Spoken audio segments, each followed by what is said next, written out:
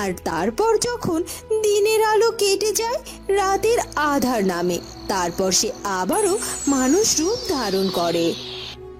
রাজকুমার, আমাকে আপনি কোথায় নিয়ে আসলেন? এই জায়গাটি তো দেখে মনে হচ্ছে কোনো রাজপ্রাসাদ। হ্যাঁ কুমারী, এটা একটা রাজপ্রাসাদ, আর এটা আমাদের রূপনগর রাজ্যের রাজপ্রাসাদ। নগর রাজ্যের একমাত্র রাজকুমার আমি, আর আজকের পর থেকেই তুমি হবে এই রূপনগর রাজ্যের রাজবধূ। সত্যি সত্যি বলছেন রাজকুমার? এই এই রূপনগর রাজ্যের রাজবধূ হব আমি? কিন্তু কিন্তু আমার কপালে কি এত সুখ সইবে রাজকুমার? অবশ্যই রাজকুমারী, বিধাতা তোমার সাথে যেন আমার মিলন লিখে রেখেছেন, আর তাই তো তুমি এই রাজ্যের রাজপথে। চলো কুমারী, তোমাকে এক্ষুনি নিয়ে পিতামাতার সাথে পরিচয় করিয়ে দিই, চলো। এরপর রাজকুমার কুমারীকে সাথে করে নিয়ে মহারাজের কক্ষে যায়। সেখানে মহারানীও উপস্থিত ছিলেন।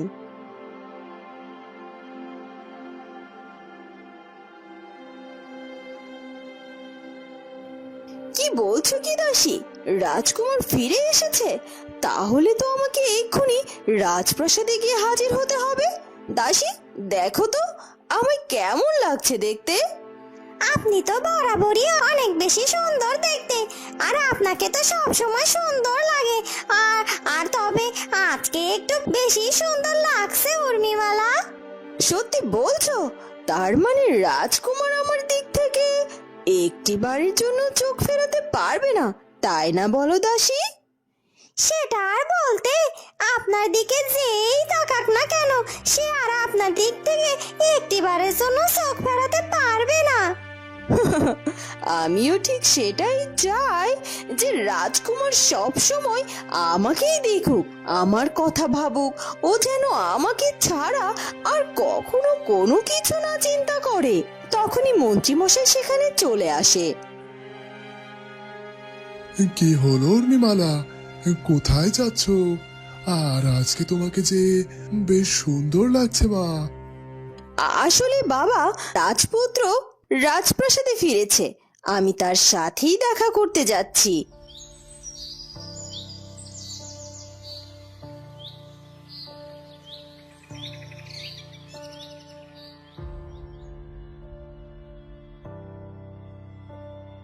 কি হলো কি মা, তুমি এখন এই সময়?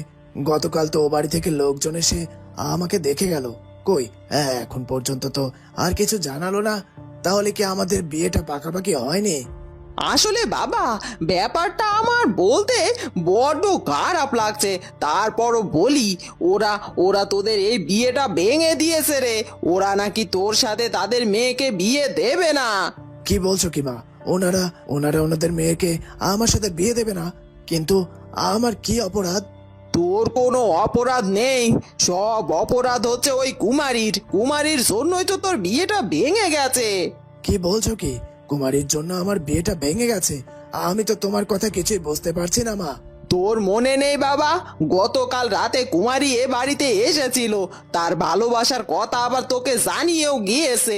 আর সেই সময় ওই পাত্রীর বাড়ি থেকে লোকজন এসেছিল বিয়ের পাকা কথা দেওয়ার জন্য, কিন্তু তারা দূর থেকে শুনে গেছে যে কুমারী নাকি তোকে পছন্দ করে, আর তোর নাকি এই বাড়ির কাজের মেয়ের সাথে খারাপ সম্পর্ক আছে, তোর চরিত্র নাকি ঠিক নেই, আর তাই তো তোর সাথে ওদের মেয়ে বিয়ে দেবে না। ও আচ্ছা, এই কারণে তাহলে তারা তাদের মেয়েকে আমার সাথে বিয়ে দেবে না? কিন্তু সত্যি বলতে তো কোনো কুমারীর সাথে আমার কোনো সম্পর্ক নেই। এই কুমারীটাই হয়েছে যত নষ্টের গোড়া। ওর জন্য আজ আমার বিয়েটা ভেঙে গেল। এই মেয়েকে আমি এত পছন্দ করেছিলাম, তারপরও আমার সাথে বিয়ে হলো না, আর সেটা শুধুমাত্র কুমারীর জন্য। তবে মা, আমি ওই কুমারীকে ছেড়ে দেব না, কিছুতেই ছেড়ে দেব না।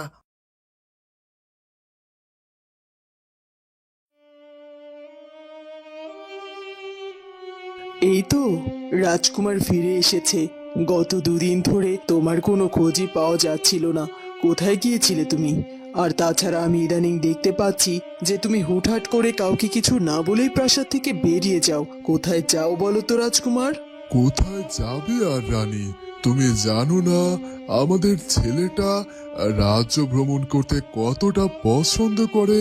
রাজ্য ভ্রমণে গিয়েছিল আমার কাছে অনুমতি নিয়ে, কিন্তু ও যে দুদিন রাজ্যে ফিরবে না এটা আমাকে জানায়নি। পিতামশাই, মাতা, আমি বড্ড দুঃখিত। আসলে একটি বিশেষ কারণে আমার প্রাসাদে ফিরতে দেরি হয়ে গেছে। ঠিক আছে, বুঝতে পেরেছি। এখন তুমি ফিরে এসেছো, তুমি বড্ড ক্লান্ত। যাও তোমার কক্ষে গিয়ে বিশ্রাম করো। কিন্তু রাজকুমার, এই মেয়েটিকে দেখতে পাচ্ছি, এই মেয়েটিকে তো চিনতে পারলাম না। আর তাছাড়া আমাদের রাজপ্রাসাদে তো নতুন কোনো দাসীর প্রয়োজন নেই। তাহলে একে সাথে করে কেন নিয়ে এসেছো? ওকে কিছু স্বর্ণ মুদ্রা দিয়ে এখান থেকে বিদায় করো। রাজপ্রাসাদে এসে তো কেউ কখনো খালি হাতে যায় না, তাই না রাজকুমার? না না মাতা, আমি ওকে দাসী করবার জন্য প্রাসাদে নিয়ে আসিনি। ওর নাম কুমারী, ও খুব ভালো মেয়ে। ওকে আমি ভালোবাসি। ওকে আমি এই রাজপ্রাসাদের রাজবধূ বানাতে চাই। এইসব কি বলছো কি তুমি রাজকুমার? এই মেয়েটাকে দেখেই বোঝা যাচ্ছে ওর চাল চুলো কিছুই নেই, আর ও হবে কিনা এই রাজ্যের একমাত্র রাজবধূ। তুমি হয়তোবা ভুলে গেছো, এই রাজ্যের মন্ত্রীকন্যা উর্মিমালার সাথেই তোমার বিবাহ আগে থেকে ঠিক হয়ে আছে, আর তোমাকে উর্মিমালাকেই বিবাহ করতে হবে। দুঃখিত মাতা, আমাকে ক্ষমা করবেন। উর্মিমালা শুধু আমার বন্ধু। ওকে আমি কখনো কোনোদিনও ভালোবাসিনি। আর আমি কুমারীকে ভালোবাসি। আর তাই আমার যুবরানী যদি কেউ হয়ে থাকে, সেটা কুমারীই হবে। আর এটাই আমার শেষ কথা। চলো কুমারী, আমার সাথে চলো। এ কথা বলে রাজকুমার কুমারীকে সাথে করে সেখান থেকে চলে যায়। তখনই উর্মিমালা সেখানে এসে হাজির হয়। এই যে তুমি এখানে, আর আমি তোমাকে রাজপ্রাসাদে এসে সেই কখন থেকে খুঁজেই চলেছি। অবশেষে তোমাকে খুঁজে পেলাম। তা কোথায় যাচ্ছ তুমি? আমি তোমার কাছে ক্ষমা চাচ্ছি উর্মিমালা। আসলে আমার শরীরটা ভালো নয়। আমি একটু বিশ্রাম নিতে চাই। তোমার সাথে পরে কথা বলবো, কেমন? চলো কুমারী, আমার সাথে চলো। রাজকুমার কুমারীকে সাথে করে নিয়ে তার কক্ষে চলে যায়। এ কি, এটা কি হলো? রাজকুমার আমার সাথে কথা না বলেই চলে গেল, আর সাথে ওই দাসীটাকে দেখতে পেলাম। আর এই দাসীটাকে তো এর আগেই রাজপ্রাসাদে দেখিনি। নিশ্চয় রাজপ্রাসাদে নতুন কোনো দাসী নিয়োগ দিয়েছে। যাই হোক, রাজপুত্র ক্লান্ত এখন, তার সাথে কথা আমি পরে বলে নেব। এখন যাই, একটু মহারাজার রানীমার সাথে দেখা করে আসি।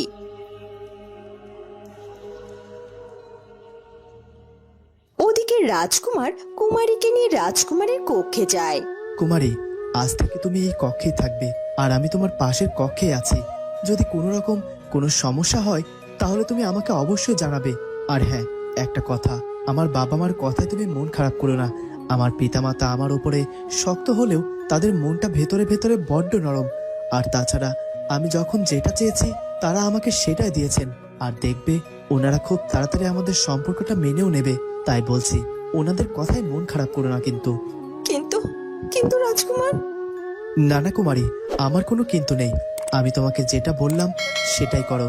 তুমি এখানে বিশ্রাম করো, আমি আছি তোমার পাশের কক্ষেই। এ কথা বলে রাজকুমার সেখান থেকে চলে যায়।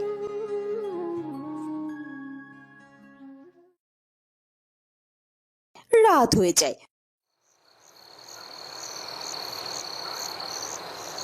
ওদিকে উর্মিমালা ফিরে গিয়ে বড্ড কাঁদতে থাকে। উর্মিমালার কান্না শুনে মন্ত্রী মশাই উর্মিমালার কাছে এসে হাজির হয়। কি হলো কি মা, তুই এভাবে কাঁদছিস কেন? তখন দেখলাম রাজপ্রাসাদে গেলি খুশি মনে, কিছুক্ষণ পর আবার রাজপ্রাসাদ থেকে মুখটা ভার করে ফিরে এলি। আমি কত কিছু জানতে চাইলাম, কিছুটি বললি না। আর এখন এভাবে একা একা কক্ষের মধ্যে কান্নাকাটি করছিস কেন মা? কি হয়েছে বল আমাকে। কি হয়নি বলো পিতামশাই? রাজকুমার জঙ্গল থেকে এক চাল চুরুহীন মেয়েকে রাজপ্রাসাদে নিয়ে এসেছে, আর সে বলেছে সে নাকি ওই মেয়েকে বিয়ে করবে। আর মহারাজ এবং রানীমাকেও তো তুমি খুব ভালো করে চেনো পিতামশাই। রাজকুমার যা বলে তারা সেটাই মেনে নেয়। এখন যদি সত্যি সত্যি ওই মেয়েটার সাথে রাজকুমারের বিয়ে হয়ে যায়, তাহলে তাহলে আমার কি হবে? এই সব কি বলছিস কি তুই মা? রাজকুমারের সাথে অন্য মেয়ের বিয়ে? না না, এটা কখনোই হতে পারে না। মহারাজা আর রানীমা আমাকে কথা দিয়েছেন যে এই রাজকুমারের সাথে তোর বিয়ে হবে। এখন ওনারা কিছুতেই কথার খেলাপ করতে পারেন না, কাল আমি নিজে গিয়ে মহারাজের সাথে কথা বলবো।